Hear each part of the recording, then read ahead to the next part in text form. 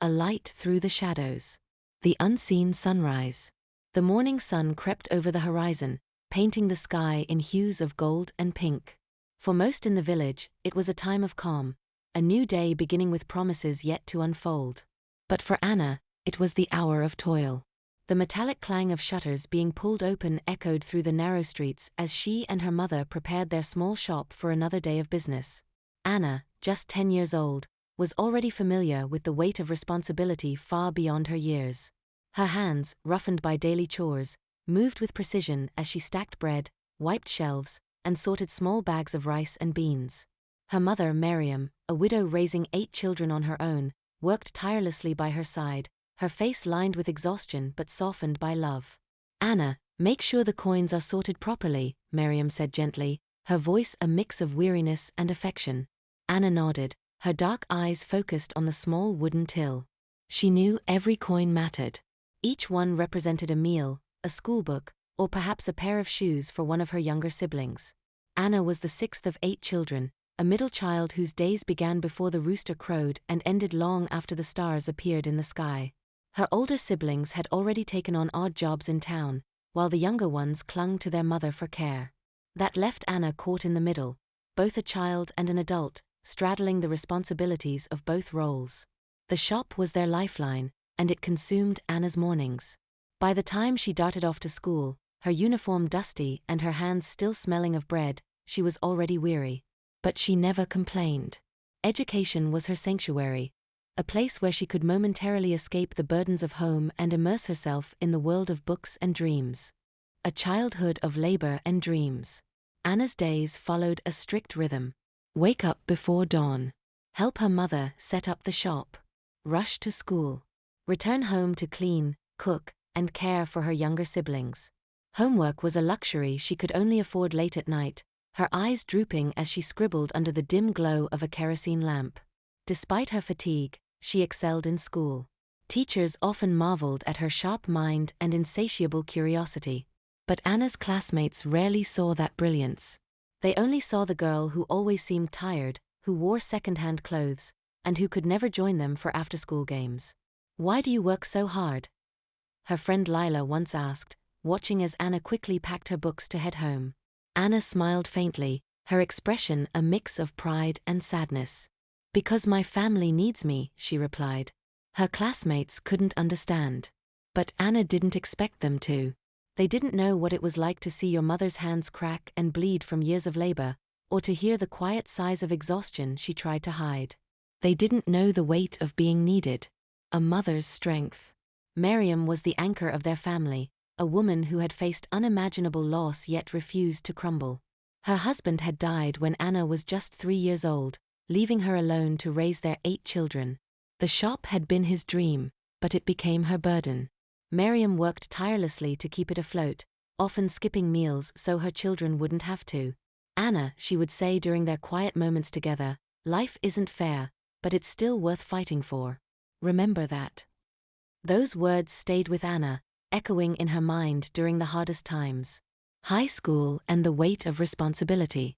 By the time Anna reached high school, her responsibilities had only grown. Her older siblings had moved away for work, leaving her to shoulder much of the burden at home. Mornings were spent at the shop, afternoons at school, and evenings helping her younger siblings with their homework or preparing meals. Despite her grueling schedule, Anna excelled academically. Her teachers often encouraged her to think about university, but Anna dismissed the idea. How could she dream of higher education when her family struggled to afford even basic necessities? But deep down, she dreamed. She dreamed of a life where her mother didn't have to wake up at dawn to open the shop, where her siblings could have new clothes instead of hand-me-downs, and where she could finally breathe without the weight of responsibility pressing down on her chest. Graduation and the search for work. When Anna graduated high school, it was both a moment of pride and a harsh reminder of reality. While her classmates celebrated their achievements, Anna faced a stark choice: continue her education or find a job to support her family. "I'll work, Mama," she told her mother one evening as they sat together after closing the shop. "I can't let you carry this burden alone." Miriam didn't argue. She knew Anna's heart, and she knew how much her daughter had already sacrificed. But the job market was unkind. For 2 months, Anna searched tirelessly, facing rejection after rejection. Employers turned her away, citing her lack of experience or the overwhelming number of applicants. Each rejection felt like a blow, chipping away at her confidence. "I'm trying, Mama," Anna said one night, tears streaming down her face. "I'm trying so hard." Her mother hugged her tightly. "I know, my child. Don't give up. Something will come." A glimmer of hope. One day, a chance encounter changed everything. A local kindergarten was looking for an English teacher, and Anna's strong academic record caught their attention. During the interview, the principal asked her why she wanted the job. "Because I believe in giving children a brighter future," Anna said, her voice steady despite her nervousness. "I want to help them dream big, just like I do." She got the job. It wasn't just a paycheck, it was a lifeline. For the first time, Anna saw a glimmer of hope. She poured her heart into teaching, finding joy in the laughter of her students and the satisfaction of making a difference. A brighter beginning. Anna's first day as a kindergarten teacher was a whirlwind of emotions. The small classroom, filled with bright posters and tiny desks, seemed like a world of its own, a place where innocence and potential thrived. Standing at the front of the room, Anna felt a mixture of pride and trepidation. She had never imagined herself in this role, but the moment she saw her students' curious faces, she knew she was exactly where she needed to be. Her students, only 5 or 6 years old, were bundles of energy. They laughed, stumbled over their English words, and sometimes burst into tears over the smallest disagreements. Anna, who had spent her life nurturing her siblings, found herself naturally slipping into the role of a teacher and caretaker. She taught them to say please and thank you, to count in English, and to dream with the boundless imagination only children possess. At the end of her first month, the school principal called her into the office. "Anna, your dedication is remarkable," the principal said, sliding an envelope across the desk. Inside was her first paycheck. It wasn't much, but to Anna, it felt like a fortune. She clutched it tightly, already calculating how much she could save and what portion would go to her mother. For the first time in years, she allowed herself a moment of quiet satisfaction. An unexpected sponsor. Anna's work at the kindergarten didn't just catch the attention of her students and colleagues, it also caught the eye of a parent.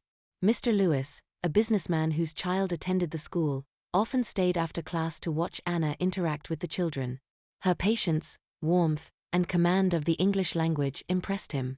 One afternoon, as Anna packed up her materials, Mr. Lewis approached her. "Miss Anna, do you mind if I ask you something?" he began. "Of course," she said, curious. "Have you ever thought about going to university?" Anna hesitated. The dream had always lingered in the back of her mind, but she had buried it beneath layers of responsibility and pragmatism. "I've thought about it," she admitted, "but it's not possible. My family needs me, and I can't afford it." Mr. Lewis smiled kindly. "What if someone were willing to help you? Someone who believes in your potential?" Anna stared at him, her heart pounding. "What do you mean?" "I mean," he said, "that I would like to sponsor your education. You've shown extraordinary commitment and talent, and I believe you could do great things. Consider it an investment in your future, and in the future of all the lives you'll touch." Anna was speechless. She wanted to say yes immediately, but doubt crept in. Could she accept such generosity? Would it be selfish to pursue her dreams when her family still needed her? That evening, she shared the news with her mother.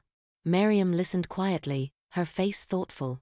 "Anna," she said finally, taking her daughter's hands, "this is a gift.